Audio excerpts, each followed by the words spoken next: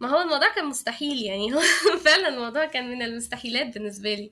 يعني عارف لما الناس بتبعت لي ان هم يعني شايفين ان انا محظوظه ان انا عندي عيله بتفهم الموضوع ده او بتفهم حته السفر، لان هم عندهم عيله من المستحيلات ان هم يوافقوا. انا بالنسبه لي ببقى نفسي ارد على كل المسجز دي واحد واحد واقول لهم احنا نفس العيله، يعني literally احنا نفس العيله. العيله اللي انت بتتكلم عليها اللي من المستحيلات عندهم السفر نفس الحاجه عندي انا. بس نفسي اوريهم قد ايه الموضوع كان مش اصلا مش اوبشن. يعني انت بتيجي تتكلم عليه على انه اوبشن او على انه حاجه موجوده في الاختيارات، فانت كده مديله اكبر من حجمه قوي.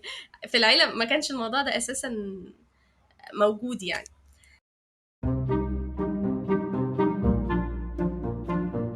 أهلا بيكم يا أصدقائي في بودكاست أشيرة. أنا اسمي عمر العتر، وفي البودكاست دي أنا بتكلم مع ناس ماشية ورا حلمها إنها تسافر برا، وبسلط الضوء على الجوانب الإنسانية في رحلتهم. ضيفتنا النهاردة غنية عن التعريف.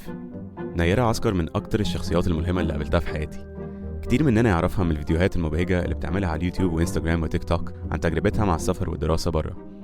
النهاردة نيرة حبت تسلط الضوء على إزاي هي أقنعت أهلها بالسفر عشان تدرس برا، وبتشارك معانا كتير من تجربتها الشخصية اللي يمكن ما اتكلمتش عليها قبل كده.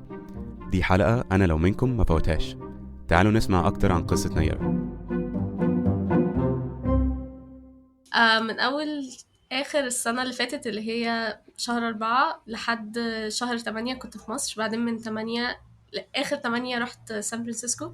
بعدين مم. شهر 9 رحت ألمانيا لحد شهر 12. بعد كده من شهر 12 لحد 4 رحت لندن، وبعد كده جيت. عظيمة جدا الجامعة اللي بتسفركم في كل حتة في العالم دي. وصلنا ازاي هنا؟ احكي لي كده. انتي جونيور صح ولا سينيور دلوقتي؟ جونيور، يعني خلصت جونيور. جونيور. خلصتي يعني كده، خلصتي سنة تالتة وداخلة سنة رابعة اللي هي آخر سنة. بالظبط. ايوه بالظبط كده. بدأنا ازاي ووصلنا هنا ازاي؟ واحكي لي بقى كل حاجة من الأول وعيشي يعني قصتك. اوكي. اوكي. هو الموضوع بالنسبه لي موتر شويه عشان أنا بقعد افكر في الموضوع ان هو حاجه كبيره قوي. اول ما بتكلم عليها ببدا احس ان هو هاحكي ايه ولا ايه ولا هقول ايه. عشان الموضوع بالنسبه لي يعني كان حاجه كبيره قوي. فانا حكيت لك قبل كده هو انا طول عمري بمشي مع الرولز دايما. يعني حتى لما بحتاج ان انا اخرج عنها او تكون حاجه مش عجباني خالص بدور على طريقه ازاي اعملها بحيث ان انا برضو ما اخرجش عن الرولز. يعني انا دايما بفكر ازاي ان انا اقدر الف حواليها مثلا، بس نفس الوقت I don't do anything يعني الناس كلها ما عملتوش قبل كده. حتى في ستم لما جيت ادخل ستم كانت ندى اختي دخلتها قبلي، فهي اللي خدت. كانت دايما احنا بنجرب ندى كل حاجه، فهي اللي كانت خدت رهبه اول الموضوع وكده. فانا عمري ما حصل لي كده. يعني انا عمري ما قلت مثلا انا عايزه اعمل حاجه والحاجه دي محدش في عيلتي عملها خالص، ولا جيراني ولا حد اعرفه نهائي. مم. وبالذات انه الموضوع مش متعارف عليه قوي. حته ان هو مثلا بنت صغيره عندها 17 سنه تسافر لوحدها وتعيش لوحدها. فانا مثلا ماما كانت بتخلينا ما نخرجش خالص اصلا لوحدنا، او يعني نروح مواصلات لوحدنا او كده لحد ما كان عندنا 15 سنه، يعني لحد ما دخلت ستم.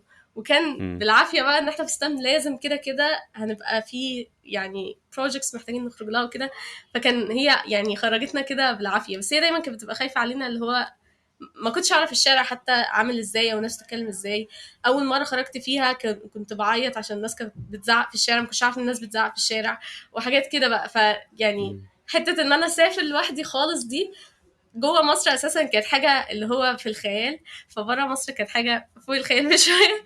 فمحدش كان يعني متوقع في البيت ان انا ممكن اقول كده. والموضوع زي ما قلت لك محدش عمله قبل كده، وانا دايما بخاف من موضوع ان انا اخرج خالص بره الرولز. لاني حياتي بحب ابقى مبسوطه فيها نوعا ما، او دايما بميل ان انا ادور على الحاجات اللي تخليني مبسوطه. حتى لو الحاجات اللي هي اللي انا بعوز اعملها عشان تبقى بره الكومفورت زون بتاعتي ببقى دايما في دماغي اني ازاي اعملها من غير ما اكسر حاجه حواليا، من غير ما اطلب من بابا وماما حاجه، ومن غير ما اضطر ان انا اخرج بره اي اطار خالص. حتى لو انا مش مهتمه بالاطارات دي، وحتى لو انا مش مم. مش مصدقه فيها، بحاول ان انا برضو امشي بالشكل اللي يخليني ما اضطرش ادخل في هذا الخناقه او في هذا النقاش. علشان انا بس مم. يعني حتى لو انا عايزه اعملها اقدر اعملها من غير ما ابوظ اي حاجه، عشان انا مش مهتمه ادخل في الخناقه دي عشان انا بحب راحه البال وكده. فكان موضوع يا. كبير قوي ان انا فكرت ان انا عايزه اسافر وكده.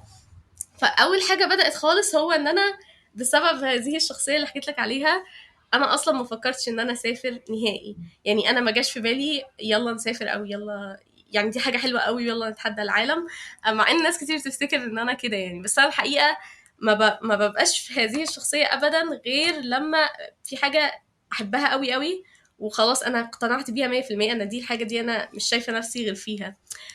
فده كان ساعة لما شفت مينيرفا بقى، يعني هي الجامعة نفسها هي اللي خلتني أسافر مش السفر اللي خلاني أدور على جامعة. فأنا عارفة إن ده مش مشابه قوي لناس كتير سافرت، أو مثلا CCC الكوميونيتي فيه كان الناس أصلا مهتمة تسافر وبتدور على جامعات.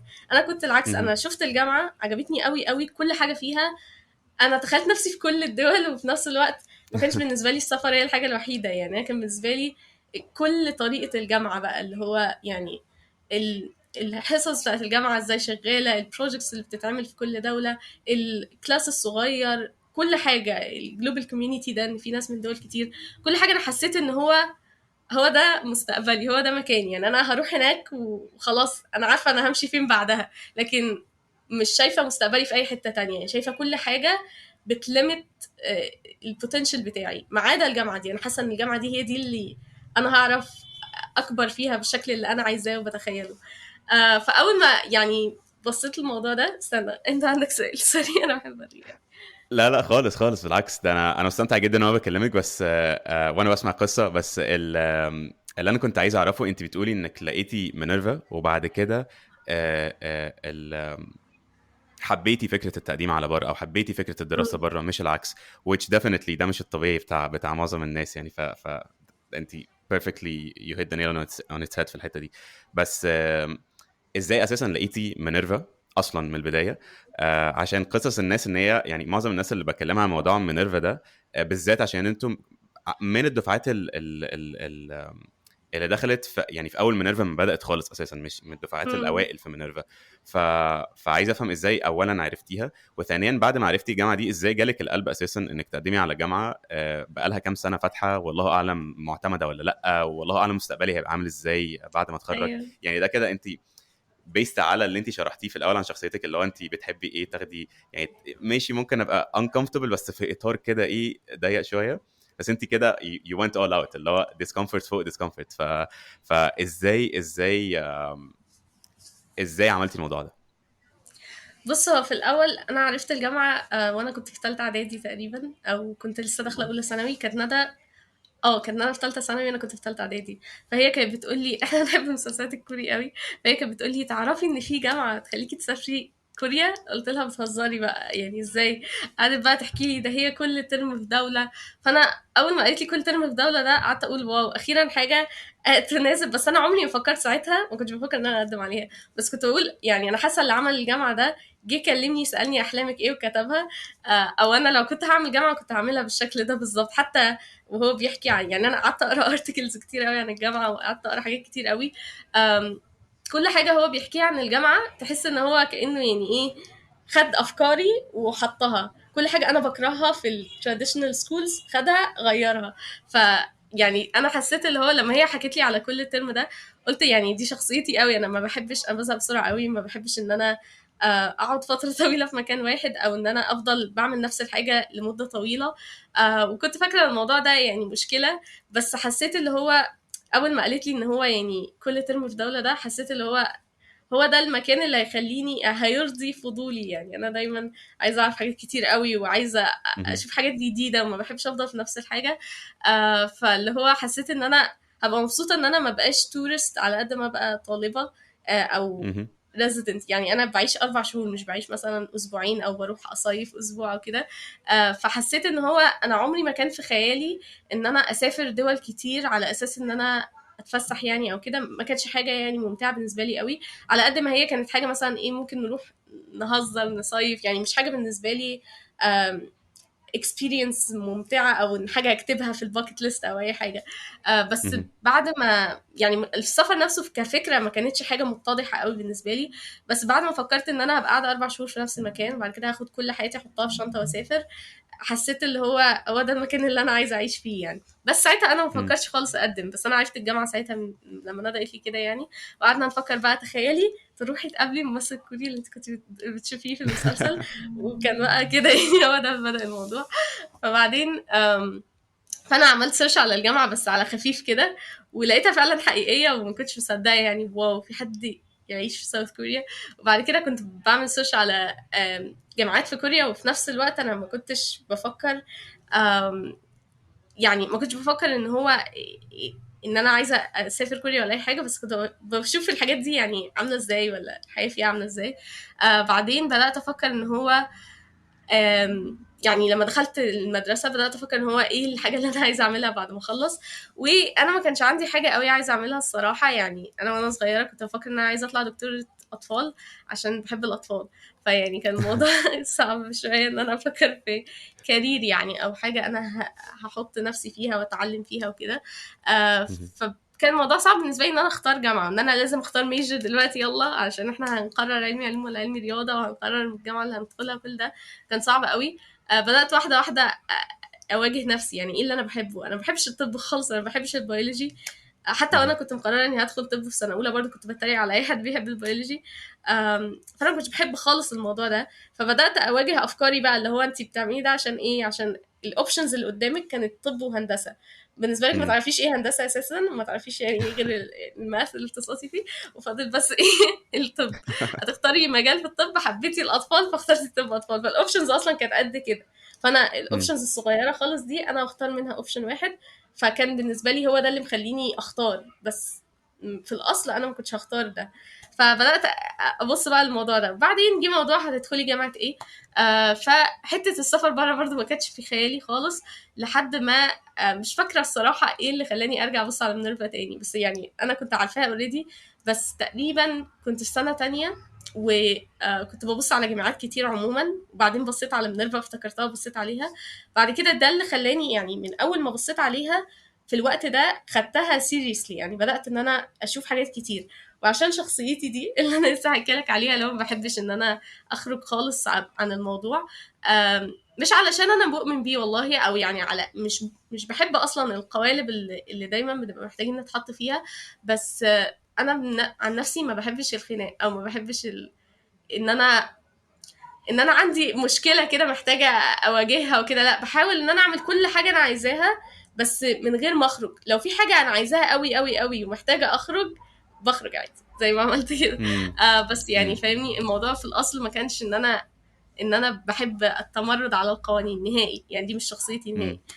حتى لو انا بكره القوانين دي وما بحبهاش ومش شايفاها ليها معنى، ما بحاولش اتمرد عليها لوحدي كده. يعني دي حاجه اتمنى اشتغل عليها، بس انا حاليا ما بحبش ان انا يعني اخرج عنها مره واحده كده. فكان الموضوع بالنسبه لي اصلا رعب، وانا قاعده بقرا كنت مبسوطه قوي لدرجه ان انا خايفه ان انا هعمل ايه طب بعدين يعني. فانا عارفه انا لما بحب حاجه قوي قوي ما بعرفش اسيبها، يعني ما بعرفش مهما كان بقى ايه القانون السائد، ما بعرفش يعني. فبالذات لو حاجه ليها علاقه بمستقبلي او حياتي او كده، بحس ان انا يعني مش هيهمني اي حاجه ساعتها، ولا بقى ايه القانون ولا ايه القواعد، ولا هحتاج كام خناقه مع بابا وماما، ولا اي حاجه بيهمني بس ان انا بجد يعني اعمل الحاجه دي، او احاول فيها يعني. فبس فايه اللي حصل بقى، ان انا ساعتها كنت خايفه قوي قوي قوي وانا بقرا، بس كنت مبسوطه قوي. واليوم ده انا ما نمتش خالص، لاني كنت مهتمه قوي في الجامعه لدرجه ماما دخلت عليا قالت لي انت بقالك يومين قاعده نفس القعده دي، السرير بتاعي فوق كده. فانا ماسكه اللاب وما نمتش. فكان الموضوع بالنسبه لي مش شيق قوي ومسلي. وبعد كده فكرت بقى ان انا خلاص انا هاخد خطوات جديه، ليه ان انا اقنع بابا ان انا اسافر. فبدات اول حاجه ان انا دخلت CCC، ده علشان افهم عن الموضوع اكتر وعن السفر بره وكده. فكان كل وعرفتي المجتمع اللي اساسا ازاي حواليا. من الCCC؟ عرفت CCC ازاي؟ كان ناس كتير من صحابي فيه، يعني كان في كذا حد اعرفه في CCC. فانا كلمت حد من هو كان president ساعتها، وقلت له ان انا عايزه ادخل CCC وان انا مهتمه اعرف اكتر عنه وكده. فقال لي ازاي اقدم، الابلكيشن فين وكده. فقدمت، وبعدين دخلت الانترفيو بتاعتي يعني بجد انا ما شفتش حد يعني. او طبعا احنا بنحس كده دايما ان هو اي فيرجن قديمه منك بتحس ان هي كانت فاشله قوي.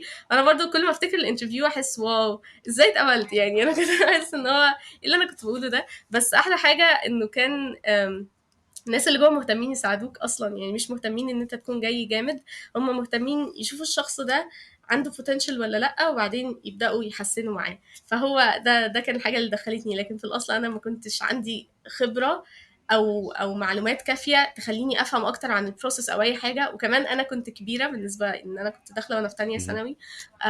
فده يعني انا سني كبير، او يعني المرحله العمريه كبيره. ودي حاجة لازم الناس تفهمها برضو. مم. يعني فكرة اللي انتي قلتيه بالظبط، حتة ان ان الناس واحد مش لازم يدخلوا في سن معين، سواء كان بدري قوي او متاخر قوي. يعني السن مش بيفرق قوي، ومش اصلا مش لازم يخش حاجه زي السي سي سي. ولكن تاني بالظبط. حاجه ان الناس عادة حتى بعد ما الناس تسافر هنا وحياتها بجد تبدأ، يعني الناس عادة بتفكر في أنا سافرت بقى خلاص كده أنا I've achieved everything. بس actually ايوه. الواحد بيبدأ بقى الchallenges أول ما بيوصل هنا أمريكا أو أيا كان البلد اللي هيروحها أو هتروحها. آم، بس الفكره ان الناس عاده وهم بيقدموا على اي حاجه بيبقوا، يعني احنا معظمنا ما عندناش خبره واحنا صغيرين. صعب قوي انك تيجي خبره، يعني يبقى معاك خبره في الفتره اللي انت اساسا بتكون فيها نفسك وشخصيتك وخبرتك. فعاده الناس بيبقوا بيدوروا على الباشن او الحماس بتاعك او البوتنشال بتاعك انت. يعني انت ممكن تأدي ازاي في المستقبل، مش انت دلوقتي ايه المعلومات اللي معاك او ايه بالظبط. يعني مقوماتك الخ الخ. بس يا كملي ايوه بالظبط. يعني هو انت مش محتاج، يعني دايما حتى وانت بتحكي للجامعه عن نفسك، يعني حتى وانت بتقدم الجامعه برضو بتبقى عايزه تشوف البوتنشال بتاعك. اكيد بيبقى في حاجات محتاجه إيه، يعني محتاج ان انت تتكلم عنها عشان الجامعه تشوف شخصيتك، لكن ده مش معناه ان في حاجه معينه او ريسيبي معينه انت لازم تعملها علشان الجامعه تقبلك. لان في الاصل الجامعه بتقيم كل واحد يعني لوحده. فهي ما بتكونش عايزاك مهم. تكون جاي واخد نوبل وخلاص، هم عايزينك هتكمل تعمل ايه عندهم في الجامعه. فيعني الموضوع ده فعلا انا بتضايق لما بشوف حد حاسس ان هو فقد الامل، وانه مثلا خلاص ما فيش وقت عشان مثلا بدأ في تانية او تالتة ثانوي.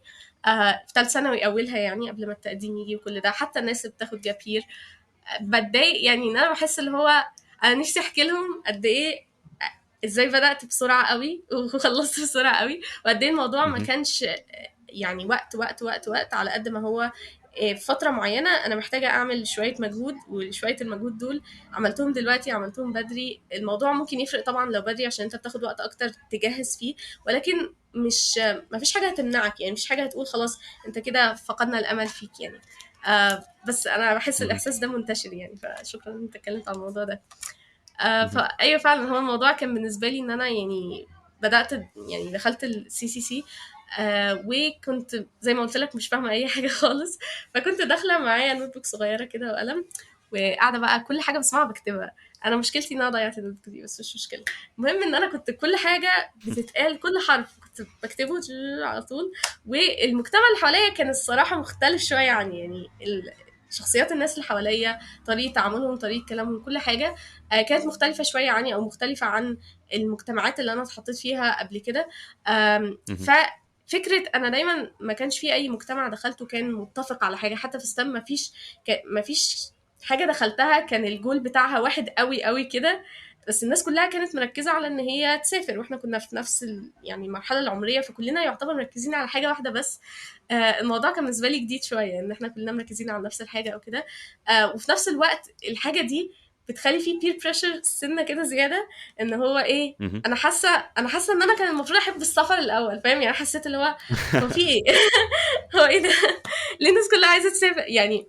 فضلت اسال ناس بقى، يعني ساعات كنا بنبقى مثلا سيشن شغاله وناس بتتكلم، كنا في بوت كامب، وحد من صحابي قاعد جنبي، كنت اسالها هو انت في اولى ثانوي كنت عايزه تدخلي جامعه ايه؟ كنت عايزه تدخلي برضه طب وهندسه صح ولا ايه إيه اللي حصل؟ عايزه افهم ازاي الموضوع تطور، لان كلنا او كل الناس اللي حواليا هنا في CCC عايزين نفس الحاجه بالظبط. ايه الحاجه، ايه اللي شيب دماغهم؟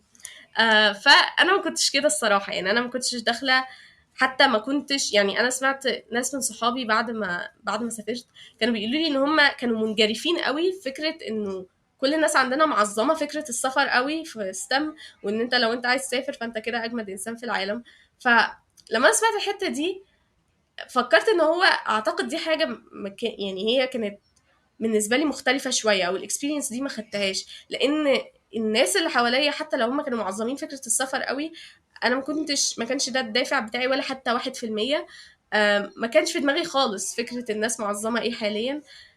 بالعكس، يعني انا حسيت ان الموضوع ده اللي خوفني ان انا كان هو انا المفروض يعني كان المفروض ان انا احب السفر من بدري او حاجه، يعني انا بس تساءلت. لكن ان انا ادخل مينيرفا ده كان عشان عايزه ادخل مينيرفا 100%، يعني كان حرفيا مهم. 100%، مفيش اي حاجه منه عشان هو ترندي. بالعكس، عايزه احكي لك بقى على قد ايه مينيرفا اصلا زي ما انت قلت حاجه جديده خالص. الجامعه مهم. محدش يعرف هي معتمده ولا اسمها ايه ولا هي بتروح فين ولا انت هتسافري كل دوله تروحي فين، محدش فاهم حاجه. فكان في تريقه كتير قوي على مينيرفا، يعني فكره ان هي مهم. جامعه جديده. كانوا على طول يقولوا لي يا بنتي ما تدخلي جامعه عدله يا بنتي، يا بنتي ما تقدمي على جامعه. فانا عن نفسي مش ما كنتش منجرفه في حته ايه الترندي حاليا، لاني بالعكس انا كنت on the other side بقى، السايد اللي هو بيتريق عليه. أم، فبالنسبه لي انا كنت داخلها 100% عشان عايزاها، فما كنتش مهتمه مين بيقول ايه. حتى لو حاجه زي كده زعلتني شويه او كده، بس ما كانش ابدا بتخليني اقرر، يعني ده ما كانش بيدخل في قراري. ودي I think يعني I'd love ان انا الحته دي بالذات اكومنت عليها. فكره ان انا برضو لما دخلت CCC بصراحه انا كنت شخصيا كنت حابب اسافر من زمان. يعني الهدف بالنسبه لي كان السفر والتعرف على ثقافات تانية. ويعني حتى لما كانت فكره ان انا مثلا ادرس في AUC او حاجه، اجيب لو عرفت اجيب منحه وادرس فيها وي برغم ان هي جامعه امريكيه، ما كانتش بالنسبه لي انترستنج فكره ان انا اقعد. كنت حابب ان انا اتعرض لثقافات تانية، زي برضو ما انت الى حد ما الموتيف بتاعك كان انك تتعرفي على ثقافات تانية وتسافري as a resident مش as a traveler يعني. بس الفكره بقى ان انا لما دخلت CCC برضو كل الناس كانت في كام جامعه كده هم دول الجامعات اللي لازم نروحها، ولو ما رحناهاش نبقى فشل. وعلى ايامي بقى كانت الجامعات دي، يعني حتى فكره الليبرال ارتس بدات تتشهر شويه في الدفعات اللي بعدي، بس قبلها كانوا كل الناس MIT وهارفارد وييل بس، يعني بس IVs بس، ما فيش حد بيخش جامعات غير دول. فطبعا الموضوع كان overwhelming قوي بالنسبه لي، اللي هو طب يا جماعه لو انا يعني واحد، هل انا لازم اروح دول؟ طب لو انا مش عايز او مش عارف حتى اروح دول، انا كده فاشل يعني، انا كده مفيش امل مني.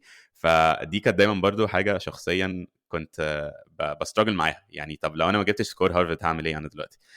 بس فكنت عايز اشير برضو ايه الحته دي، اللي هو مش شرط عشان الجروب كله. يعني في حاجه اسمها جروب ثينك، اللي هو ان الواحد يتحط في مجتمع فيه كل الناس اهدافها شبه بعض وجايه من نفس الباك جراوند، فبيفتكروا ان طالما احنا كلنا بنفكر بالشكل ده يبقى هو ده الشكل الصحيح. واللي بحترمه جدا فيكي انك بتشوفي انت الموتيفز بتاعتك ايه وانت عايزه ايه، مش المجتمع عايز لك انت ايه، ايا كان بقى المجتمع دي ايه، بابا وماما او صحابي او اخواتي او المدرسه اللي انا فيها اتسترا اتسترا. ف ف فدي حاجه اكشلي، يعني انت بتسميها انا كنت تايهه، انا بسميها انت اكشلي بتدوري على اللي انت عايزاه. وفي البروسيس دي انا شايف ان انت المفروض تتوهي، عشان لما تهتيش يبقى انت بتمشي ورا حد تاني مش ورا دماغك يعني. شكرا للغاية على تحسين نظرتي عن الاكسبيرينس بتاعتي في الوقت ده. يعني بجد هو الموضوع كان بالنسبة لي حتى يعني سوشيالي انا كنت حاسة ان هو انا لازم اكون بفكر بطريقة معينة، او مش بطريقة معينة على قد الجروب كله. زي ما انت بتقول مثلا في جامعات معينة هي اجمد جامعات، في ناس معينين هم يعني قدوة هذا الجروب، ودي يعني بتكون حاجة طبيعية. أي حد مهتم بحاجة بيكون في ناس محققاها قبل كده أو عاملة فيها حاجات معينة رائعة، فالناس بتكون بالنسبة لهم ده شخص يعني واو كده. بس كنت بقعد أتساءل كتير قوي في الوقت ده، لأني مش عارفة، أنا حاسة إن أنا يعني حاسة إن أنا missing out في حاجة كده، أنا مش داخلاها. الشعور ده والوقت ده أو كل حاجة، حتى والله بقولك طريقة الكلام، كل حاجة انا كنت حاسه ان انا في حاجه ناقصه هنا، او انا مش فاهمه، او يعني ما اعرفش، في بير بريشر كده انا مش فاهمه هو عايز مني ايه حتى. فبعدين انا بدات يعني حتى بقول لك سوشيالي انا كنت حاسه ان انا اكسكلودد قوي، يعني كنت حاسه ان انا يعني ايه، مش عارفه اوصف قوي الشعور ده. بس الفتره دي انا فعلا كنت تايهه جدا. وبعدين مم. بدات بقى ان انا اتعرف واحده واحده على الناس لوحدهم، كل شخص لوحده، مش كجروب بقى عايزين ايه. كل الناس بتفكر ازاي. كنت اكتر حاجه مهتمه بيها الناس دي اللي كلنا كان عندنا دريم كوليدج يعني في الوقت ده. كل حد كان مهم. عنده كوليدج كده، هي اكتر حاجه هو عايزها. فكنت مهتمه قوي اسمع اسباب دخول الناس او اسباب اختيار الناس للجامعات بتاعتهم، دي كانت اكتر حاجه مهم. ممتعه بالنسبه لي. فبدات اتعرف بقى على الناس ساعتها اللي كانوا موجودين يعني في نفس الدفعه بتاعتي. وبدات اشوف شخص شخص كده، وبدات افهمهم اكتر. وساعتها حسيت اللي هو يعني الموضوع ده بالنسبه لي احسن بكتير، لاني بدات اشوف حاجات كتير مختلفه، لدرجه بقولك انا ما كنتش بفهم حتى مثلا طريقه هزارهم، حاجات كتير قوي بالنسبه لي انا كنت حاسه ان انا مش فاهمه حاجه. يا جماعه وانتوا بتتريقوا عليا ولا انتوا زعلانين مني ولا ايه اللي بيحصل؟ فكان في بعض الاكسبيرينسز كده، حتى ما كنت مش عارفه، كنت انا مش عارفه في ايه.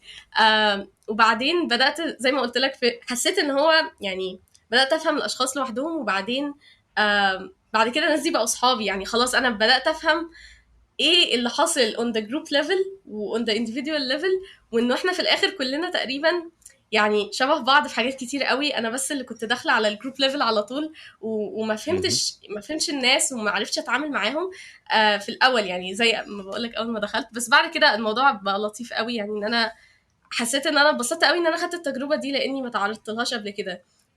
كنت دايما the popular girl في الموضوع، فدايما كان الموضوع بالنسبه لي في اي جروب كنت دايما بسات الرولز اكتر ما انا بلاقي جروب رولز. فاهمني؟ مش عارفه اوصل الموضوع ده.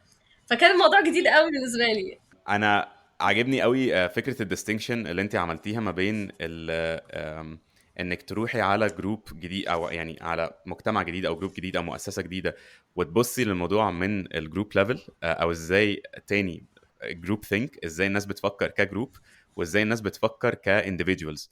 وكتير قوي قوي قوي بيبقى فيه فرق شاسع جدا من الناس. وكتير قوي لما الواحد بيحاول يتعرف على الناس بشكل شخصي، بالذات للناس اللي فعلا بتحس بامبوستر سندروم شويه. امبوستر سندروم ده مصطلح بيطلق على الناس اللي بتخش في مكان فاكره ان الناس كلها فيه فاهمه يعني كل الناس فاهمه كل حاجه، وانا مش فاهم اي حاجه ومش عارف اعمل ايه.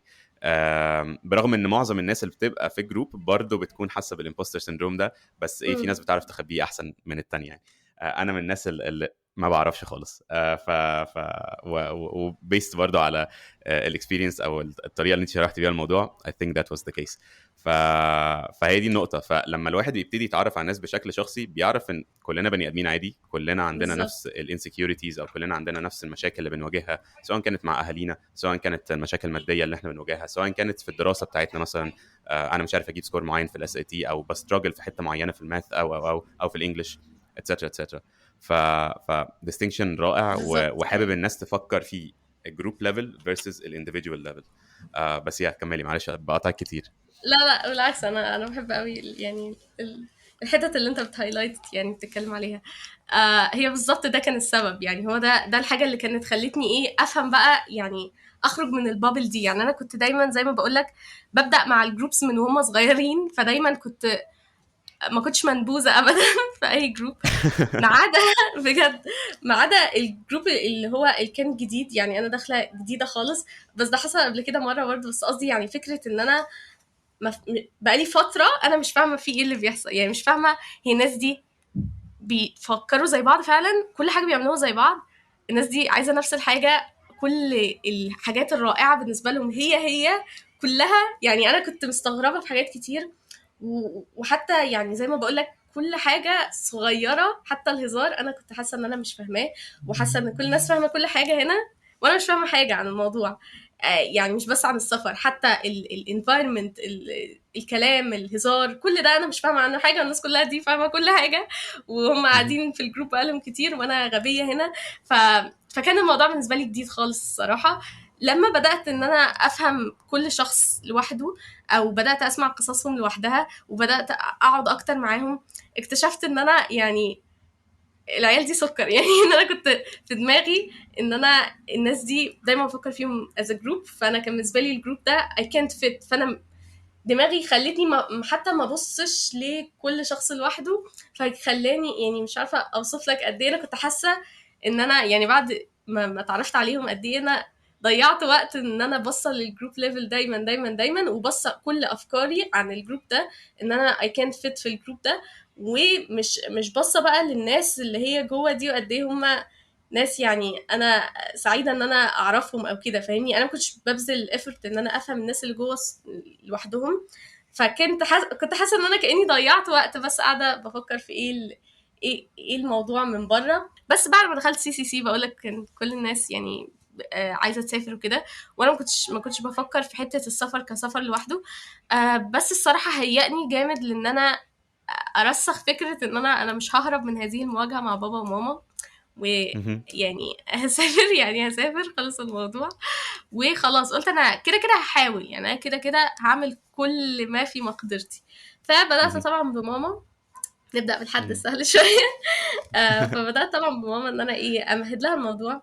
وقعدت اقول لها يا ماما بقى انت عندك 4 بنات، لو واحدة مشيت هتحسي بحاجة او كده في الموضوع ده. فبس فهي ماما كانت زعلانة طبعا، بس ماما من النوع اللي هو يعني آه مش الشخص اللي يقول لي لا للابد. يعني لا للابد دي لو انا حاولت كتير انا عارفه ان هي تقول اه. بابا ممكن يقول لي لا للابد، يعني بابا ممكن يبقى فيرم جدا لدرجه ان هو ممكن يقول لي لا، يعني لا خلاص كده مم. ممكن ما اغيرهاش، لكن ماما الاكيد اني اغيرها. بس مم. فيعني كان بالنسبه لي ان انا اتكلم مع ماما اكتر كان اسهل.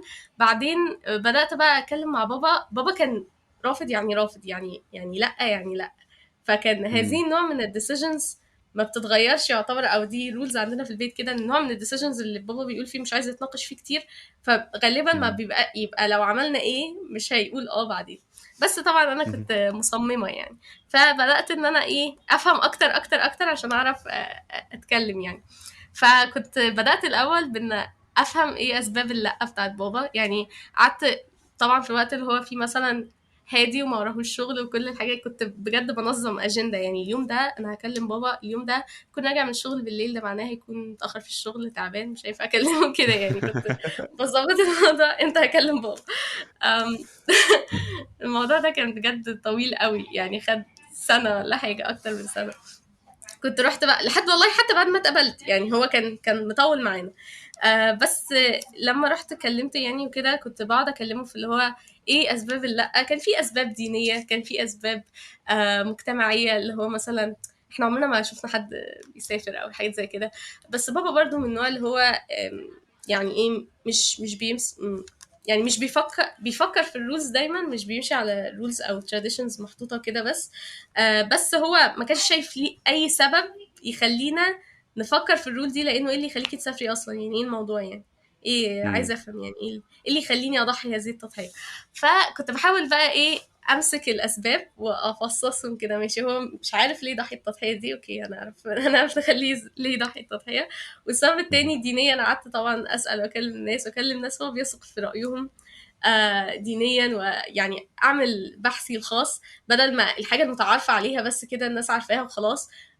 ممكن تكون مش هي الحاجة السنترال، ممكن يكون في آراء كتير، وده كان الحقيقة يعني ساعتها وحد مم. الآن. بس قصدي يعني ساعة لما كنت بقدم كان في حاجات كتير.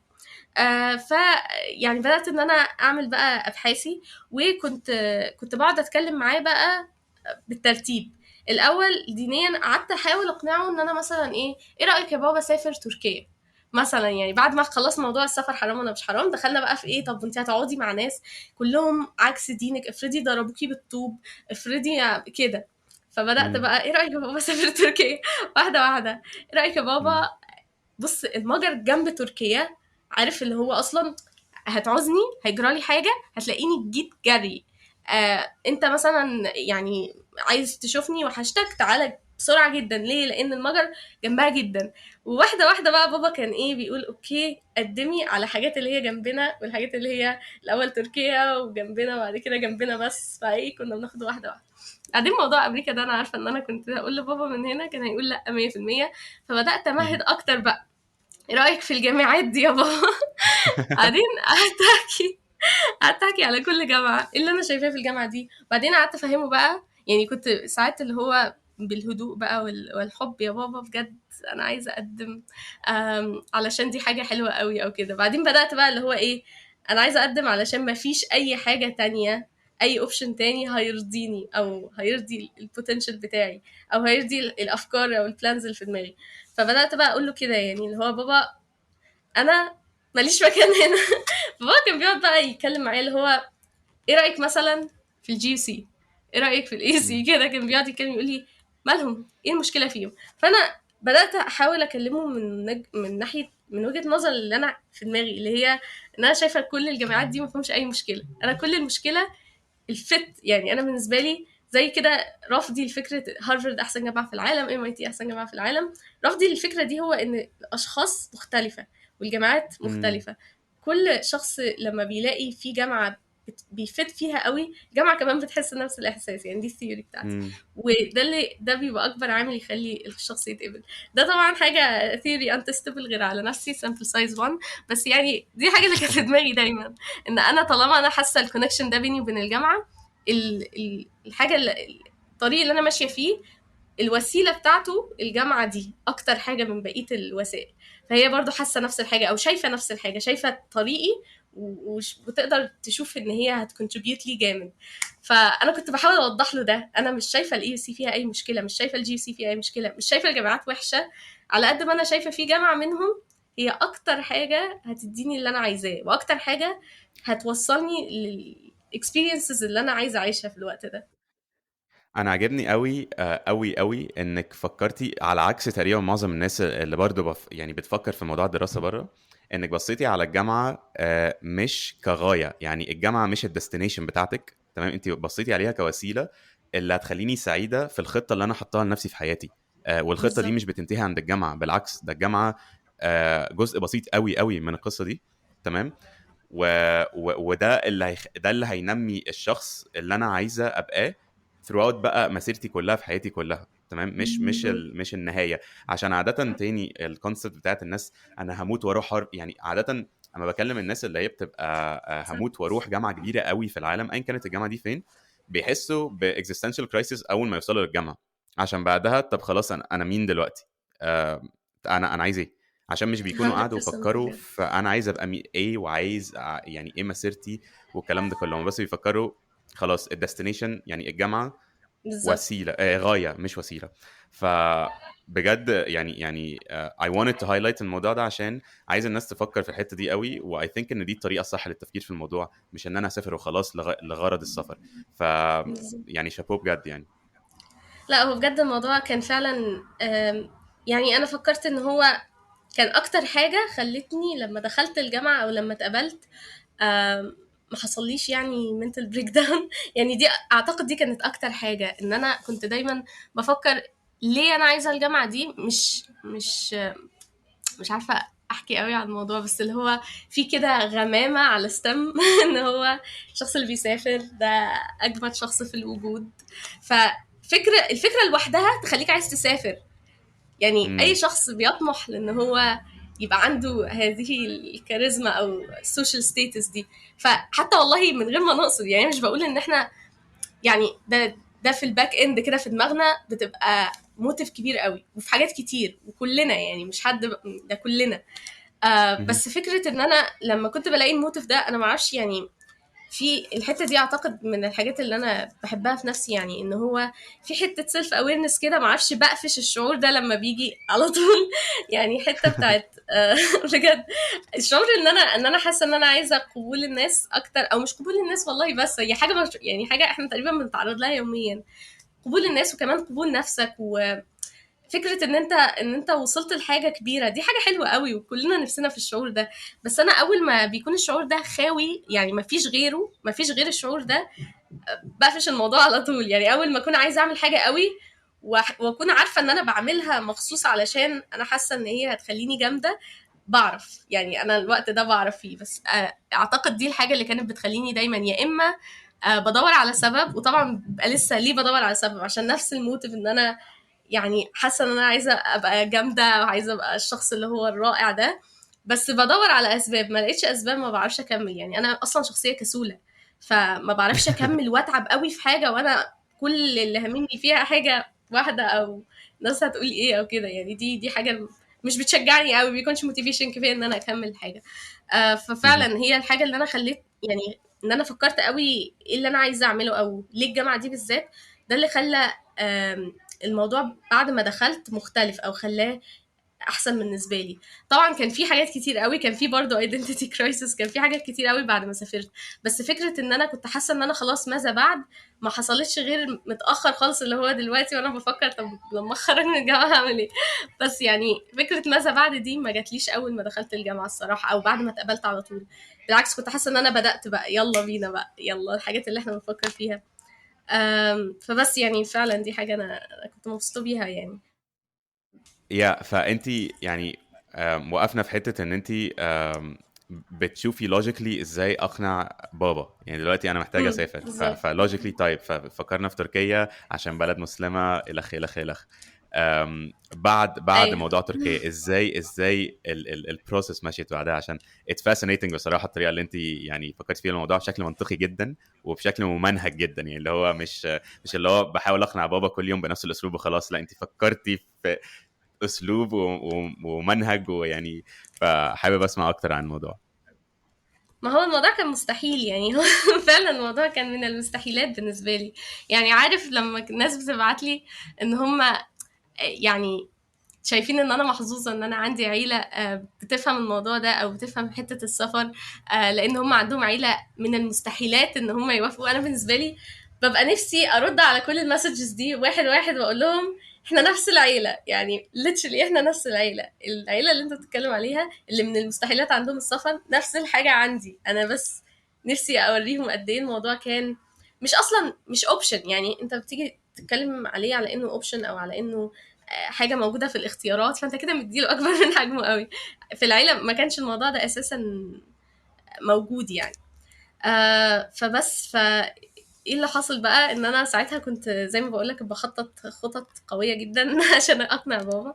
فبعد كده بعد ما يعني حكيت له على موضوع المجر وكده، ده خد شهور يعني.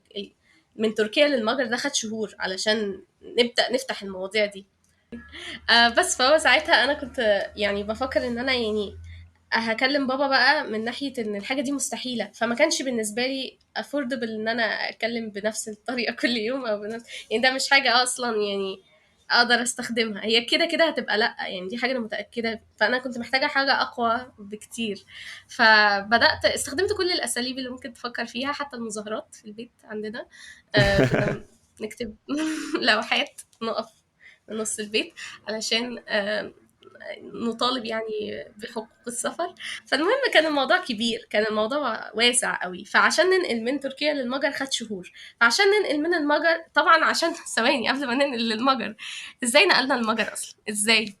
كان اه عندنا برزنتيشن 50 صفحة انا اللي عاملاها كلها، مجمعة أقسم بالله كل السورسز اللي في العالم اللي بتتكلم عن كل الجامعات اللي في المجر وفوائد السفر وكل حاجة ممكن تتخيلها عن آه، أي حاجة دينيا اجتماعيا، الناس عايشة ازاي في المجر، بيعملوا ايه، بياكلوا ايه، بيناموا ازاي، المجر ليه دولة كويسة، ليه أنا ممكن أقابل حاجات مختلفة عن اللي هقابلها في مصر، ايه الحاجات المختلفة دي بالظبط، ازاي هتكونتريبيوت لشخصيتي، ازاي هتكونتريبيوت لحياتي وجامعتي، وكل حاجة ممكن تتخيلها تقنع حد ان هو يعني يوافق ان هو اسافر المجر او كده.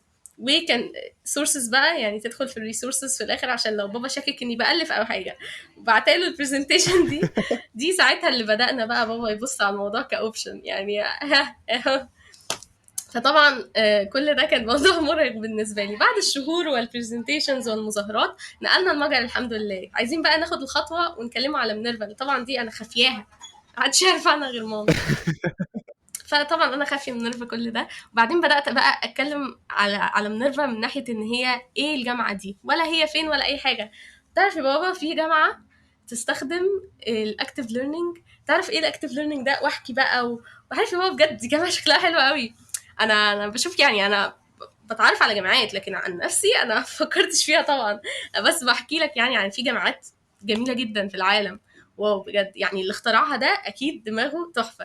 كده واحدة واحدة بقى بدأت أكلمه عن الموضوع. بس فأنا كنت أقنعته بقى بالمجر خلاص. يعني بعد ما عملنا البرزنتيشن وحكينا وعملنا مظاهرات وكل ده كان اقتنع خلاص بإن أنا خلاص هسافر المجر. أوكي. بعد كده هو كل كلامه حتى هو بيقتنع ما بيقولش يعني موافق، على قد ما هو ايه انا موافق انك تقدمي تدي نفسك فرصة. مهم. بس بيبقى ده الموضوع احنا كده وصلنا لنقطة كبيرة جدا لانه كان من المستحيل يعني. فبدأت بقى ان انا اتكلم على مينيرفا شوية شوية قد ايه يا جماعة لطيفة وتحفة وواو الناس عندها افكار رائعة قوي انهم يعملوا جامعات زي دي.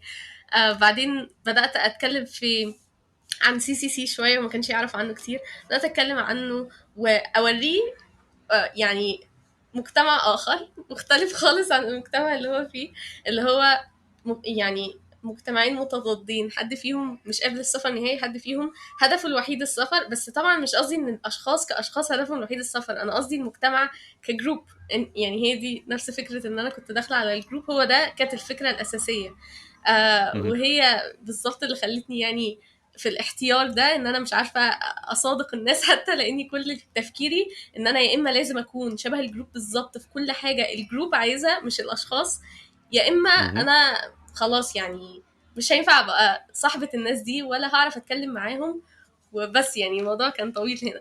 بس المهم ايه، حبيت افهم بابا إيه ان في ناس تانيين، بس مجرد exposure، يعني ايه، تعالي نشوف اجزاء اخرى من العالم.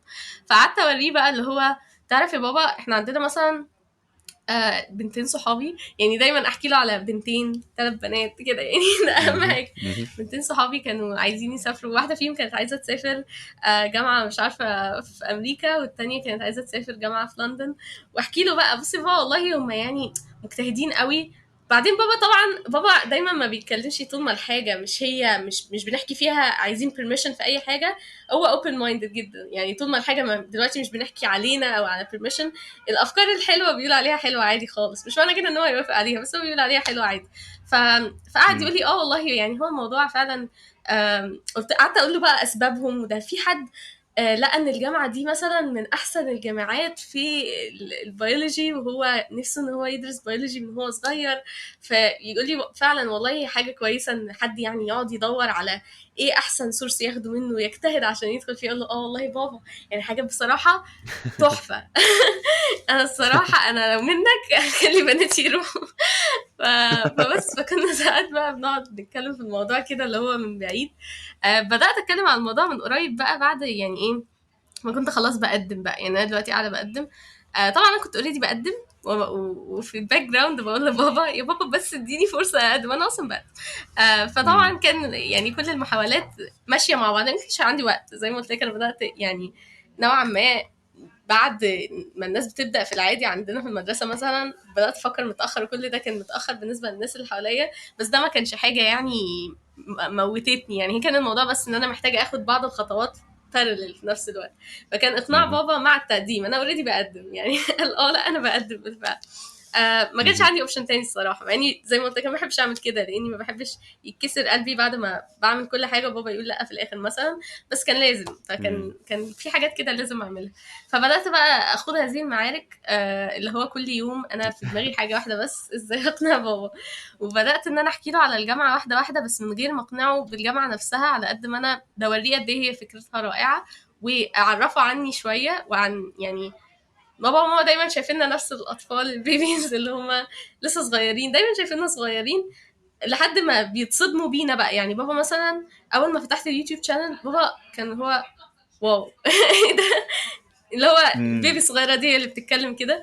فكان نفس الفكره، مم. هو انت يعني بالنسبه له هو ما يعرفش حاجات كتير عن احلامك او طموحاتك او البلانز بتاعتك، لحد ما بيشوف بقى تفكيرك وطريقه يعني ازاي كبرتي مع الوقت.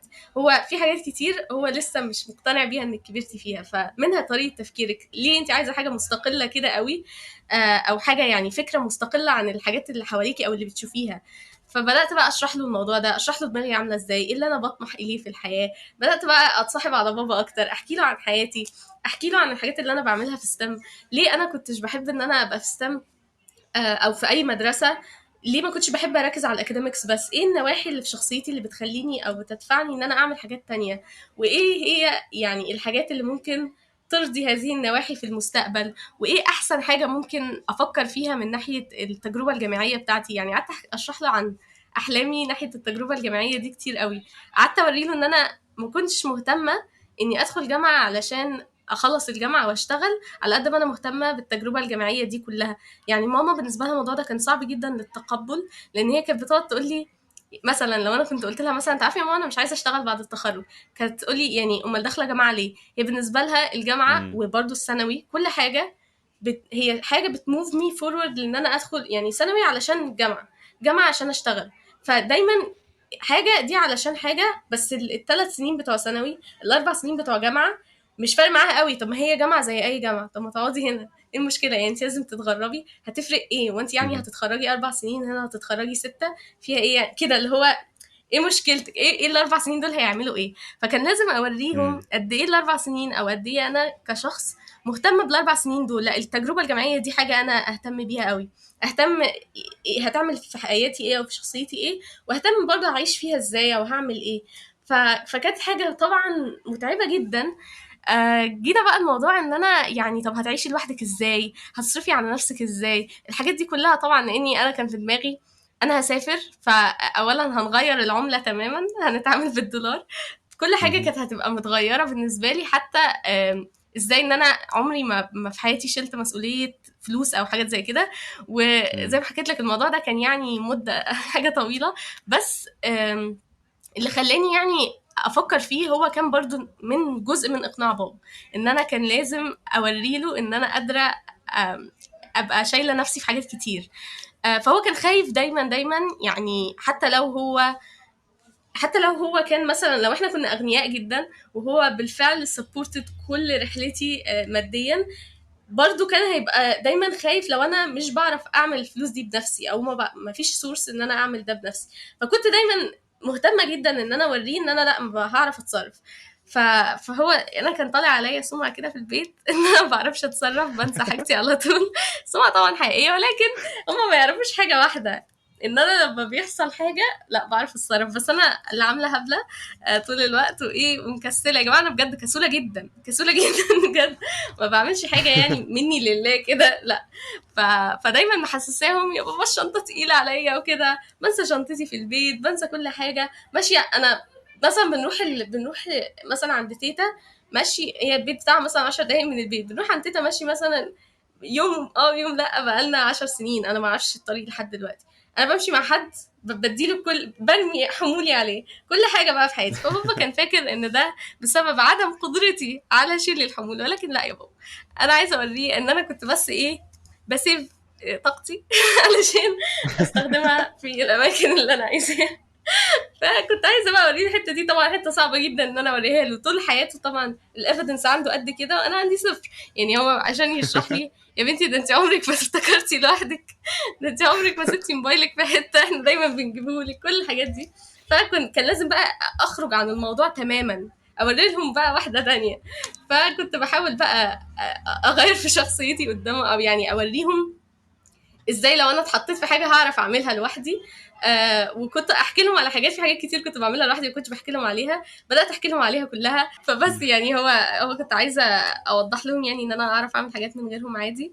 وبدات بقى ان انا احكي لهم يعني على حاجات انا كنت ما بحبش اشيلهم همومها، يعني انا بعملها بخلصها لوحدي وما بحكي لهمش عليها.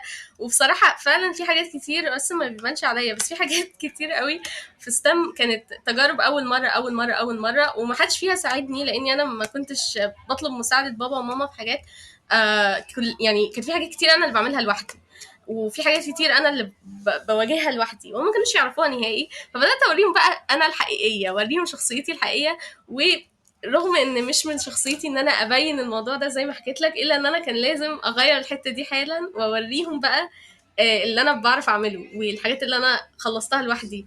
وبدات بقى اوريهم حاجات تانية مختلفه عن نفسي، واحكي لهم حكايات واحكي لهم شواهد ناس اللي انا ساعدتهم مثلا في حياتي. يعني في ناس شايفاني شخصيه قويه جدا، وفي ناس شايفاني زي ما بابا وماما شايفاني، لانهم ما يعرفوش الحاجات اللي انا عملتها مع ناس تانيين او الحاجات اللي انا عملتها مع نفسي ايه، مش بحكي. فبدات احكي بقى ده كله واجيب بقى القديم والجديد. بص يا بابا، عارف مره عملت كذا ومره عملت كذا. وبعدين كل ده طبعا بابا فاكر ان انا بحكي عادي معاه كابنه بتتصاحب على باباها، ولكن ده كله كان من ضمن المنهج والخطه علشان نقدر نقنع بابا ان احنا نسافر. فكان الموضوع بالنسبه لي كده يعني هو كل ده اصلا خطه لمده سنه.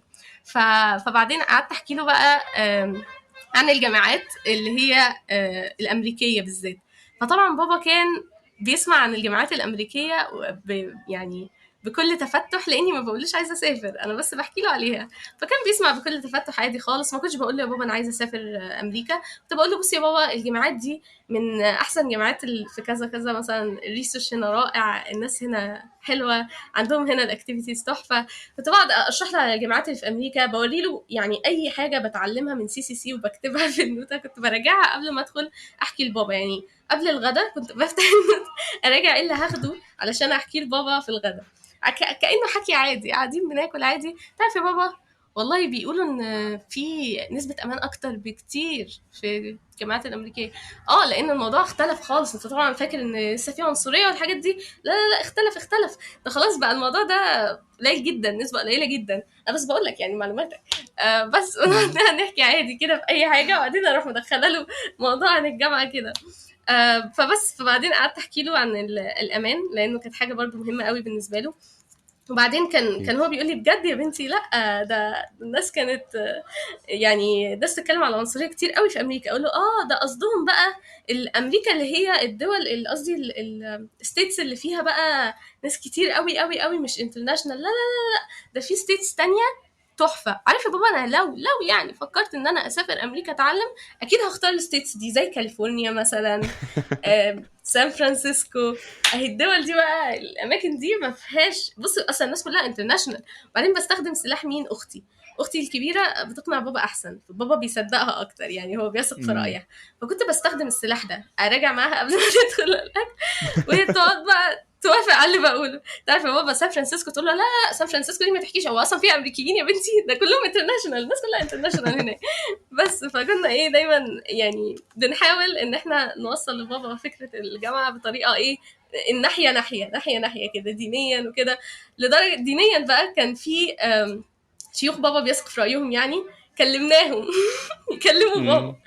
اخر خطوه خالص كانت ان حد، يعني خلاص احنا بابا يعتبر فهم عن الموضوع من كل النواحي، وبدا يشوف قد ايه هو مش خطر للدرجه دي، قد ايه انا مسؤوله ومش هجيب حاجه لمجرد ان هي حاجه ترندي، او لمجرد ان هي حاجه الناس كلها بتحبها فانا هختارها وخلاص وهحتاس هناك. قد ايه انا بعرف بحسب حتى الخطوات الماليه، ازاي هعرف اسبونسر نفسي بعدين، ازاي هعرف كل ده. هو يعني ودخلته جوه الموضوع، وطبعا علشان ادخله جوه الموضوع كان لازم انا ادخل جوه الموضوع. فالحته دي كانت صعبه مم. قوي بالنسبه لي، وكنت الحسابات دي كلها كانت كتير قوي عليا، كتير قوي على دماغي. الحسابات اللي هي الماليه بالذات كانت كتير قوي قوي على دماغي. يعني كنت في ايام كده بيصحوني انا نايمه في الكلاس، بيصحوني يلاقيني بكتب دولار دولار دولار ليه؟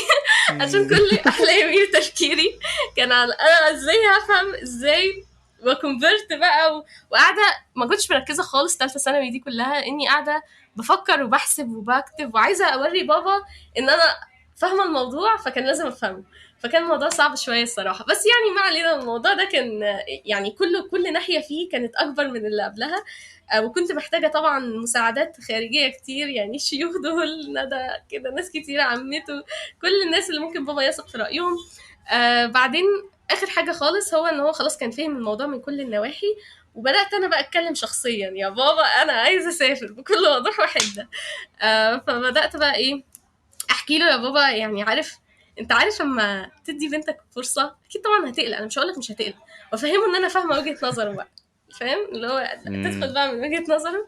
بقى انت اكيد هتقلق، يعني انت لو ما قلقتش يبقى في مشكله، فانت اكيد هتقلق، ودي حاجه انا متفهماها جدا جدا. ولكن لو جيت على نفسك سنه صغيره وبس اديت نفسك فرصه تفكر في الموضوع وتعرف قد ايه انا ممكن تثق فيا ان انا يعني اعتمد على نفسي وما يحصلش اي حاجه تقتلني ولا اي حاجه، هتلاقي الموضوع بالنسبه لك صعب شويه، ولكن هيفتح لي انا ابواب كتير. واحكي له عن الابواب بقى، ليه انا لو في مصر هيبقى في حاجات انا مش هعرف اعملها، وليه الحاجات دي مهمه بالنسبه لي، لان هي ممكن تكون مش مهمه بالنسبه لحد تاني. ليه الحاجات دي مهمه مم. بالنسبه لي، هيحصل ايه بعد كده لو عملتها وكل ده. فكان بدا اللي هو يسمعني وما يقوليش لا على طول اول ما اتكلم. فجينا بقى في مرحله الوحش ان انا خلاص اتقبلت وجيت بقى احكي له: بابا انا خلاص انا لازم اسافر. فبابا بقى غير رايه كل بعد ما يعتبر خلاص وافق. كان خلاص غير رايه بقى، اللي هو هتسافري بجد؟ لا خلاص بقى، انت مين قالك ان انا كنت وافق؟ ده كنت بقول لك قدمي نبقى نشوف بقى ساعتها. آم، فبس انا اول حاجه طبعا لازم، اول ما شفت الاكسبتنس ليتر قمت عيطت وصوتت واتنططت في البيت، واللي هو قعدت اعيط كتير قوي قوي قوي. الموضوع كان بجد مم. اوفر. فبابا كانش عايز يكسر فرحتي برضو، فدي حاجة حلوة يعني لو حد عايز يقنع باباه. يعني طبعا اللوجيكال كونفينسنج رائع، ولكن في حتة كده ايموشنال لازم تستخدموها. انا اسفة جدا لو في اي حد يعني شايف ان ده manipulation او اي حاجة، انا استخدمته وكان الموضوع مهم بالنسبة لي جدا ان انا استخدم الحتة الايموشنال دي، لان بابا يعني كان لازم يبقى اللي هو اوريه، اخليه عنده الامباثي من ناحيه ان هو يكسبيرينس الشعور اللي انا حاساه، عشان يعرف يبقى الموضوع صعب عليه يقول لي لا على الموضوع ده. فكان الصراحه لازم استخدم الحته الايموشنال دي، فانا استخدمتها ووريته قد ايه فرحتي المذهله. بس دي الصراحه انا كده كنت فرحانه. اوكي خلينا نحكي من اول اللي هو ان هو يعني ان احنا نحكي باللوجيكال كونفينسنج ده او الطريقه دي. هي حاجه رائعه، يعني هي حاجه هي اصلا اللي هتخلي حد يسمع او حد يبدا يفهم الموضوع. ولكن مع الابهات بالذات، وبالذات لما تكون حاجه يعني irrational، لا بيبقى مهم قوي ان احنا نوريهم قد ايه احنا هنموت على الحاجه دي، او قد ايه هي حاجه تحفه، قد ايه قلبنا هيتكسر لو ما حصلت لناش. حتى لو هي حاجه بالنسبه لهم صعب قوي ان هم يقولوا عليها بيبقى عندهم صعب جدا ان هم يقولوا عليهم لا برضو، لما يلاقوا بنتهم او ابنهم متعلقين بيها قوي. فاحنا بنحاول على قد ما نقدر نعمل حاجتين، نخلي اللا صعبه قوي ونخلي سهله قوي. سهله قوي باللوجيكال ثينكينج، بس اللا صعبه قوي بان احنا نخلي بقى نوريهم قد ايه. يعني انا عايزه بابا يشوف مشاعري ناحيه الجامعه، يعني عايزاه يبقى عنده الامباثي اللي هي تخليه يشوف من وجهة نظري او من ناحية مشاعري ايه اللي انا حاسة بيه وليه انا عايزة ده، بس من ناحية بقى ايه، يعني حب ناحية الجامعة، من ناحية باشن ناحية الجامعة. فهو دي كانت حاجة مهمة قوي قوي ان انا اوريها لبابا بشكل يعني واضح جدا، ما كنتش عايزه اخبيها نهائي. فاول طبعا ما اتقبلت انا كنت مبسوطه قوي قوي قوي قوي، بس انا قررت احتفل في الصاله مع اني انا شفت النتيجه في الاوضه. جريت من اوضتي على الصاله، قعدت اعيط كتير قوي، انا تقريبا سجدت والله العظيم. عملت حاجات غريبه، بس يعني من كتر الفرحه انا مش عارفه، افتكرت نفسي لعيبه كوره بقى، وسجدت وبقى وقمت وعيطت وقعدت بقى اللي هو موتت نفسي من كتر السعاده. فطبعا تخيلوا بعد كل ده وبنتك منهارة قدامك من السعادة، تقول لها أنا بقى اللي هقولك لأ أو هقفلك أحلامك، هتبقى صعبة بالنسبة لهم. حتى لو قالك هتبقى سهلة، يعني هتلاقي بابا يقولك لا لا ولا هيفرق معايا، عادي تبقي تعلقي في حلم غيره مثلا وكل الحاجات دي، بس في هذه اللحظة هيبقى صعب عليك جدا صدقوني. فبابا بقى طبعا ساعتها ما قاليش اي حاجه خالص، يعني ساعتها وانا فرحانه ومبسوطه كان بيقول بس يا بنتي طب اهدي شويه يا بنتي كده، اللي هو ايه مش على طول، مش هيقول لي لا على طول دي، بس خلينا نفكر في الموضوع. وبعدين ايه بدانا نحكي بقى في الموضوع على بجد بقى. فبابا كان بيقول لي مين قال لك ان انا قلت؟ انا بقول لك قدمي، استني بس خلينا بس نفهم لحظه واحده يا جماعه لحظه واحدة. وبعدين ايه كان بقى بيقول لي لا لا لا انا ما وافقتش ما قلتش الكلام ده. فكان بقى اللحظه دي اللي انا قاعده بجد بحضر لها من اول ما بدات البروسيس، وهي لحظه البرزنتيشن بتاعت مينيرفا بقى، مش بتاعت السفر او المجر. احنا جايين نجمع معلومات الدنيا والاخره عن مينيرفا، عن الجامعه اللي انا داخلها بالظبط. وطبعا الجامعه يعني سان فرانسيسكو، يعني المكان هي فيه، يعني الدول كلها، يعني كل حاجه انا هانتراكت معاها من اول صفر لحد الاخر، بما فيهم كل ابحاثي عن الجامعه، او عن السيفتي في المكان، او عن العنصريه، او عن الاكتيفيتيز اللي بيعملوها في حياتهم، او عن اراء الناس فيها، او عن اراء المصريين فيها، او عن اراء البنات المصريين اللي فيها. يعني انا كان عندي كده سيكشنز في البرزنتيشن. وغير كده بقى طبعا كل الحاجات اللي هي ازاي هرتب نفسي ماديا، كل سنه هتبقى عامله ازاي. وبعدين نحكي عن الاوبورتيونيتيز بقى اللي هتخليها، يعني هو هيقراها يفهم ان هي من الصعب انها تبقى عندي هنا في مصر، لانه هي دي اللي انا عايزاها. في opportunities في مصر مش هي دي اللي انا عايزاها، انا عايزه دي بالظبط، اللي هي حاجات لو قراها هيفهم ان هي لا مش هتبقى موجوده هنا.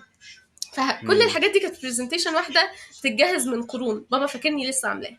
انا طبعا مجهزاها بالثيم بتاع الجامعه، يعني كانت البروجكت اللي انا افتخر بيه الحقيقه، لدرجه ان انا بقدم على يعني بعد ما انا اتقبلت كده كنت بقدم على فاندز، علشان كان في جزء يعني الجامعه مش دافعاه غير اللون، كان بيبقى يعني الجزء ده تقريبا كان $4000 او حاجه.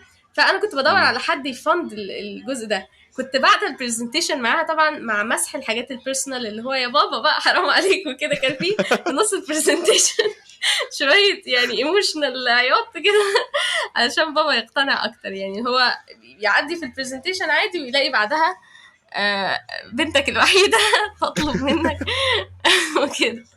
فكان الموضوع طبعا ايه يعني شيق جدا. بابا بيحب ان احنا نقدم حاجات ملموسة. يعني لما احنا نيجي نتكلم في الفكرة تكون يعني مرتبة ومنظمة. لو احنا مش عاملين المجهود الكافي ان احنا نخلي فكرتنا منظمة وعلى اسس يعني ديدكشن واندكشن، خلاص ما تحكيش من الاول. فهو لما بيلاقي حاجة مرتبة كده بيديها الاهتمام حتى لو هيقول لا في الاخر. ف فهو قراها كلها. وانا طبعا بعتها له على الايميل علشان لو وريتها له واحنا في البيت كده احس ان انا مش بروفيشنال. لازم ابعتها له على الايميل وهو في الشغل يقراها واحنا وحشين هناك في الشغل لازم يقراها. ف... فكان الموضوع طبعا محتاج مجهود يا جماعه بجد. اوعى حد ييأس من اول بس ان بابا بيقول لا. بقول لكم والله السفر ده كان من المستحيلات، من المستحيلات المستحيلات. يعني ان هو خلاص هتسافري لوحدك تعيشي لوحدك سنين، لا. وغير ان هو كان مستحيلات، انا مش عايزه اوريكم قد ايه كان في حاجات كتير قوي اصلا يتقال عليها لا من غير السفر. يعني من غير السفر بجد. حته اللون، الحاجات دي كلها كان يتقال عليها لا من بعيد.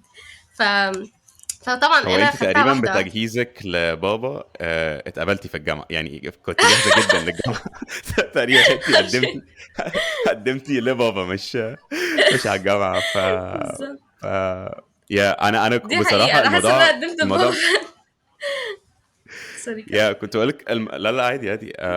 الموضوع اوريدي اوفر قوي واوريدي صعب قوي، فسبحان الله انت بتجهيزك لحاجه فيهم. يعني انا بلاقي الموضوع صعب قوي.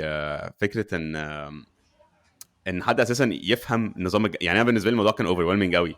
فانا مش قادر اتخيل امم. اساسا يعني الكونسبت انك طبعا بالنسبه لي انا كولد في مصر اكيد كنت محتاج ان انا اقنع اهلي وافهمهم الوضع عامل ازاي وامشي في حاجات زي دي. بس it was not يعني الموضوع ما كانش شعرايه من اللي انت قلتيه ده كله. فلا انا متفاهم جدا. والفكره بقى ان الناس لازم تفهم ان كله بيمر بالموضوع ده. يعني ستيل الخوف. يعني حتى اختي كانت فكرت تسافر برضو، وكان في الحته دي. يعني هي في الاخر قررت ان هي مش عايزه تسافر، بس ستيل كان في حته ان انا محتاج اقنع بابا ومحتاج اتارجت نقط معينه اللي خايفين منها. ف... امم. فلا بس انت الموضوع ما شاء الله كان فعلا بروجكت. يعني I'm impressed بصراحه. ايوه الصراحه كان حاجه يعني انا افتخر بيها للغايه.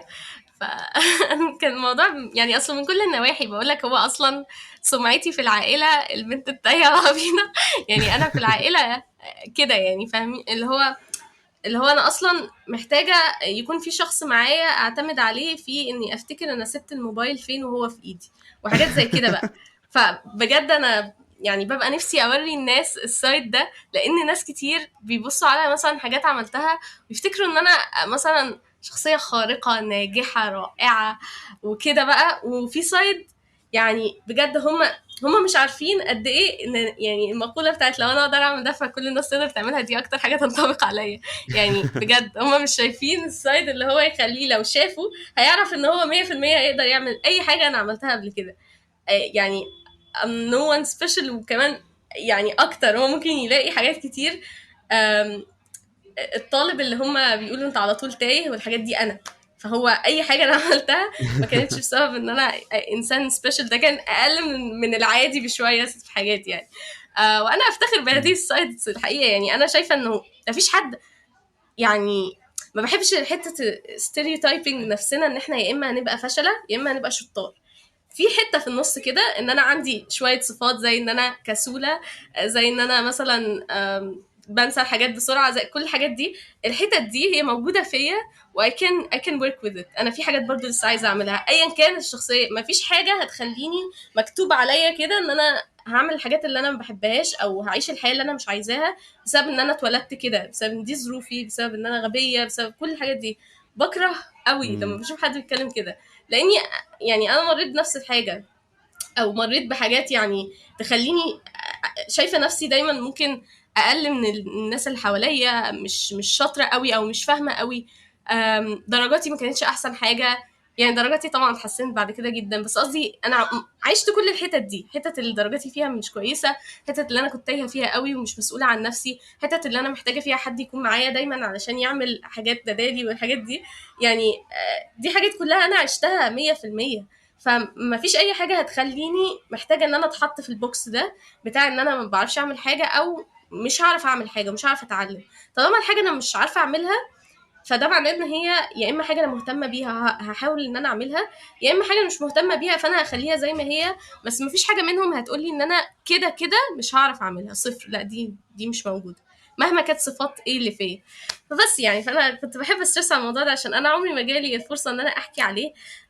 وببقى عايزه اوريه للناس جدا، لاني بيصعب عليا حد يوقف حياته ونفسه لمجرد بوكس اتحط فيه، ان هو مثلا مهمل، بينسى ايا كانت الصفه اللي هو بيفكر فيها يعني. بس فانا كان مهم بالنسبه لي احكي عن الحته دي. فكده ان انا اقنع بابا يعني كان لازم حاجات كتير قوي قوي قوي، ومنهم غير ان انا بنت او غير ان انا صغيره، كانت منهم الجزء الكبير ده بتاع هي دي هتعيش لوحدها ازاي يا جماعه، اللي هو دي احنا عارفين احنا بننساها، ما بتعرفش تعيش. فكان في حاجات كتير محتاجه اوريها لبابا، كان في حاجات كتير محتاجة أثبتها له، وكان في حاجات كتير محتاجة أطمنه ناحيتها من ناحية الجامعة.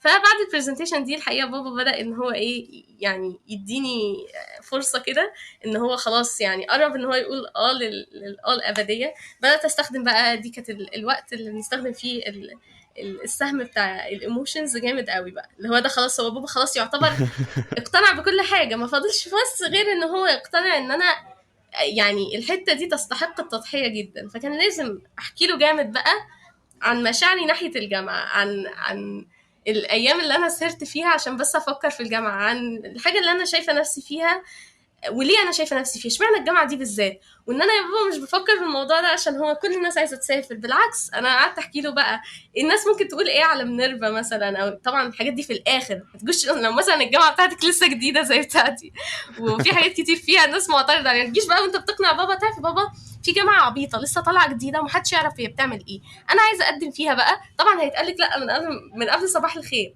فدي في الاخر خالص انا جايه بقول له يا بابا اقنعه ان انا مش بمشي بس وخلاص ورا الناس ان مجرد ان هم عايزين حاجه معينه، لا ده انا فعلا مهتمه بيها.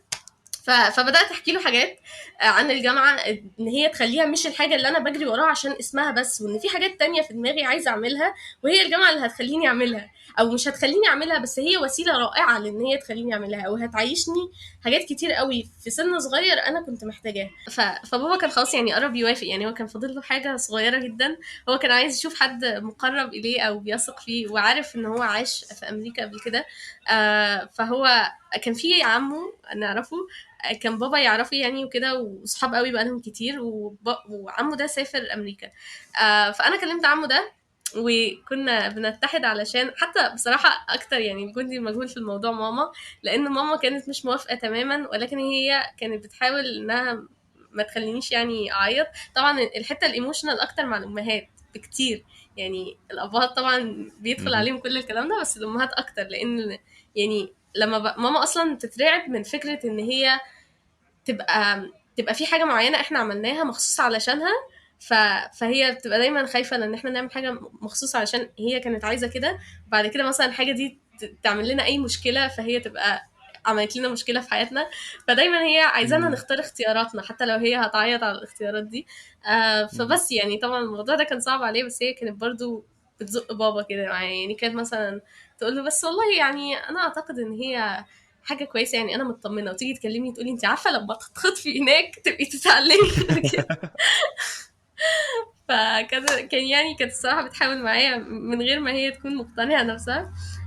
بس مهم. ما كانتش بتقنع بابا الصراحه، غير مثلا ايه، يعني انا كنت بعمل كل الشغل وهي تقنع بابا بان هي تقول له يعني ان هي كمان اون بورد، يعني هي اعتقد ان هي حاجه كويسه، اعتقد ان انا موافقه كده مم. يعني.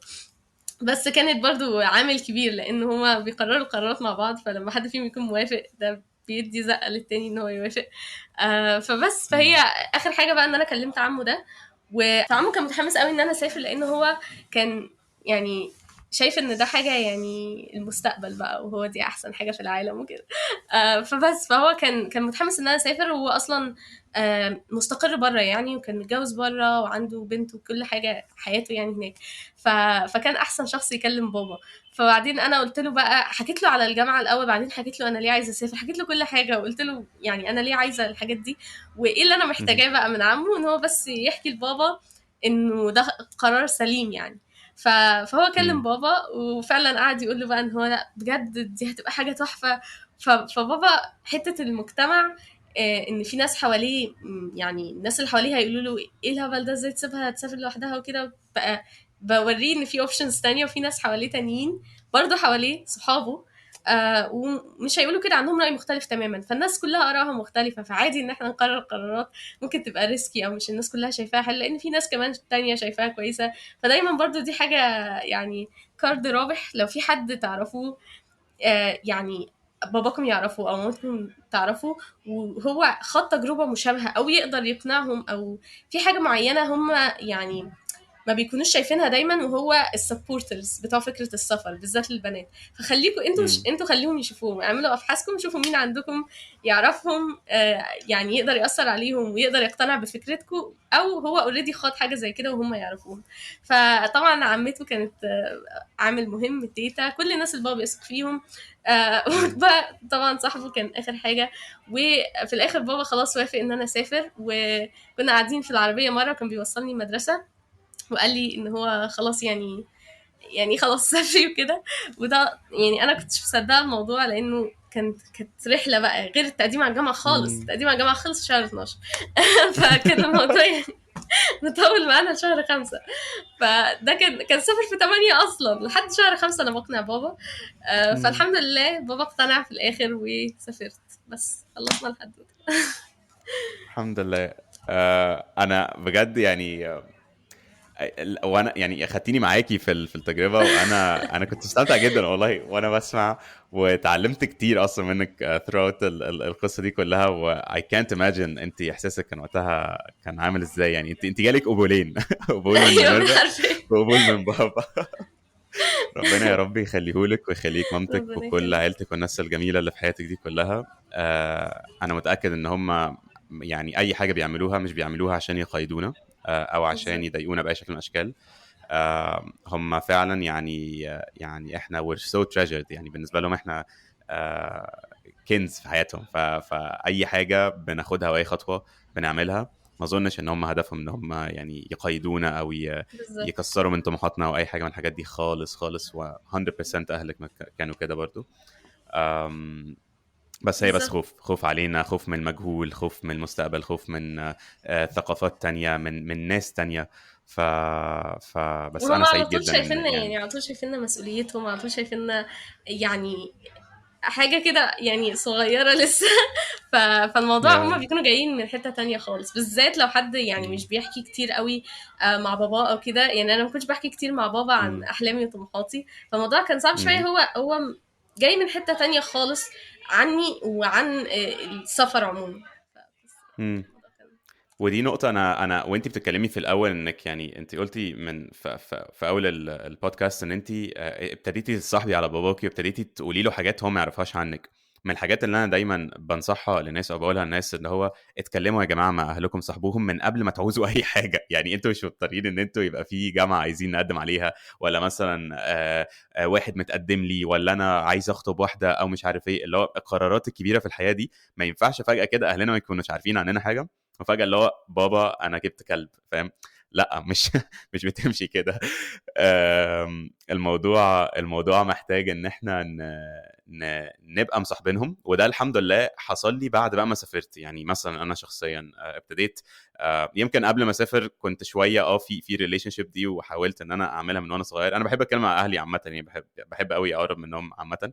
بس في ناس المجتمع حتى بتاعنا عام يعني بشكل عام الحته دي مش فيه قوي. يعني مش فكره ان انا اكلم ابقى بحكي لاهلي كل حاجه او مش عارف ايه، دي مش موجوده قوي. بس انتوا فعلا مش متخيلين، حتى لو انتوا شايفين ان اهلنا مش متفتحين قوي او مش عارف ايه او مش هيقبلوا اللي احنا بنقوله، صدقوني كل ما يعرفوكوا اكتر كل ما هتحسوا ان هم هيبتدوا يتقبلوا حاجات هم نفسهم كانوا فاكرين ان هم مش هيتقبلوها في الاول، لمجرد ان هم خلاص الخوف من المجهول ده اتشال منهم. بس دي حاجه. الحاجه التانية اللي حابب اقولها ان القصه نيره عمرها ما تتكرر مع اي بني ادم تاني ابدا. يعني كل الريسورسز اللي كانت عندها واهلها والحاجات اللي هي اضطرت تعملها او ما اضطرتش تعملها، مش دي هتبقى كيس بتاع كل الناس. فانا حابب ان انا استرس قوي على البوينت دي، ان نيره هي نيره، واكس هو اكس، وواي هو واي. ما ينفعش ان احنا ناخد قصه نيره ونقول بقى نيره عملت 1 2 3 4، فانا لو عملت 1 2 3 4 خلاص اهلي هي فجاه هي اكسبتوا الموضوع. ممكن ياكسبتوا، ممكن تحتاجوا يعني تعملوا اقل بكتير من اللي نيره عملته، ممكن تحتاجوا تعملوا اكتر بكتير من اللي نيره عملته، عشان هي يعني ما فيش اتنين بيفكروا زي بعض، او ما فيش اتنين ينفع تدخل لهم بنفس المفتاح. فدي حته حبيت استرس عليها قوي. بالنسبه بقى للنيره، انت بعد كل التجربه دي تحبي لو انت تقدري تنصحي الاهالي، مش الولاد، الاهالي تقولي لهم حاجه عن ولادهم او بناتهم بالذات، تحبي تقولي لهم ايه؟ يعني لو انت بعد ما سافرتي وبعد ما مريتي بكل التجربه دي. والله اعتقد اهم حاجه بالنسبه لي دايما بفكر فيها انه هي حاجه مش مريحه بالنسبه لهم. يعني لو احنا فكرنا من ناحيه الاهل، هي حاجه مش مريحه خالص، ولا حاجه سهله، ولا حاجه يعني كفايه اصلا انهم هيوحشوهم، يعني دي حاجه تانية غير القلق، امم. غير كل حاجه تانية. بس انا يعني اللي دايما بقوله انه لو هم خدوا بس الحته بتاعت الديسكومفورت ده، الموضوع هيكون مختلف خالص عن اللي هم بيفكروا فيه. وفي نفس الوقت في حاجات كتير قوي قوي قوي قوي قوي هتتغير في شخصية ولادهم لما يسافروا. وده بجد مش حاجة، يعني مش حاجة كليشيه بقولها عشان هي حاجة معروفة ان السفر بيغير الشخصية وكده، بس فعلا هي من الحاجات اللي انا شايفة قد ايه بابا وماما مش ندمانين عليها. ان هم برغم ان هي كانت حاجة صعبة قوي بالنسبة لهم، الا انه يعني دلوقتي شخصيتي اللي اتطورت، الحاجات اللي انا مريت بيها، الناس اللي انا قابلتها، الحاجات اللي انا حاليا بعملها، يعني مش بس لنفسي، يعني كمان للمجتمع اللي حواليا، للناس اللي انا بتعامل معاهم. دي كلها حاجات انا شايفه قد ايه هم مقدرينها فيا بعد السفر. يعني انا شايفه قد ايه هم شايفين ان التجربه دي فرقت في حياتي.